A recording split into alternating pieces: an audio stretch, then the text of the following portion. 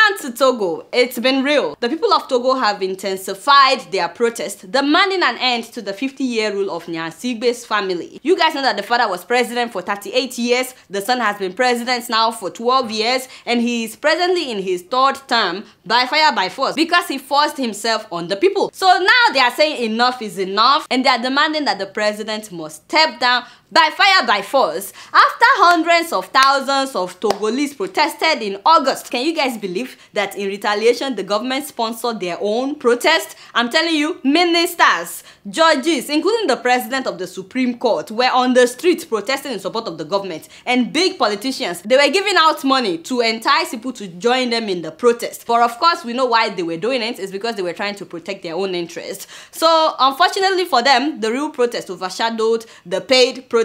In retaliation, the government shut down the internet in Togo for 6 days so that activists would not be able to share pictures and videos of the brutality going on. They also shut down text messages for 2 days, and it's all to frustrate protesters. Don't forget that the government already shut down a private radio station and a private TV station some months ago. Hundreds of thousands of Togolese protested last week for 2 days in a row. In fact, they slept at the protest center. People brought mats, they brought mattresses, and they slept on the field. Some of them brought cooking pots and stove, and they cooked right there, saying that they would not leave until Gnassingbe steps down.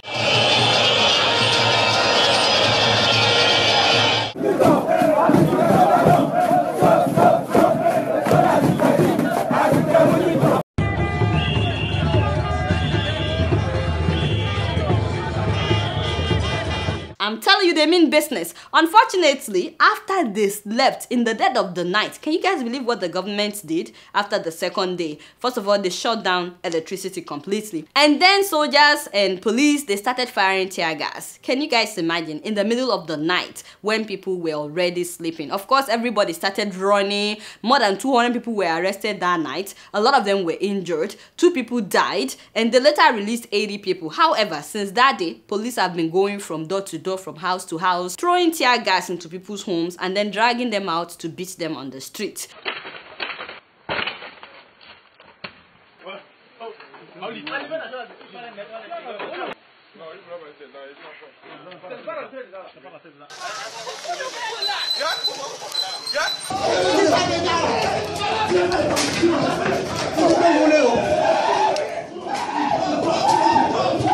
What I don't understand is why till now other African leaders have not condemned what the government of Togo is doing, especially the police brutality going on. They didn't even release a statement. Former Nigerian President Obasanjo also played safe when they interviewed him. Instead of Obasanjo to say that the president of Togo should step down, he said that the man should introduce term limits. And the people of Togo are like, well, he's already in his 3rd term. What do you mean term limit? And where is ECOWAS while all of this is happening? How is it possible that ECOWAS has not said anything about this? Oh, wait a minute, what am I talking about?